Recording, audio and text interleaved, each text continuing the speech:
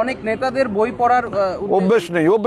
Even আমি তো বললাম যে পেপার পড়ে না, পেপার বাড়িতে আসে ভাষটা পর্যন্ত খোলে না।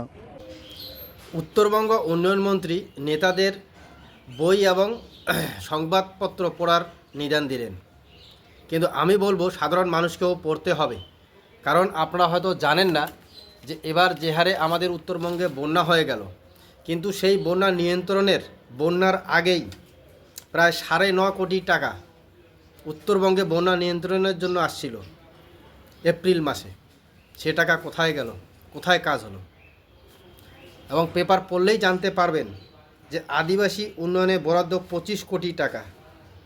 চিন্তা করেন, শুধু জলপাইগুড়ি জেলার 7টি ব্লক, জলপাইগুড়ি জেলার 7টি ব্লকের জন্য এই টাকা 25 কোটি টাকা। ভাবুন এবার। এজন্যে পেপার সবাইকে পড়া দরকার, খবর সবাইকে রাখা দরকার। এ বিপুল পরিমাণ টাকা যাচ্ছে কোথায়?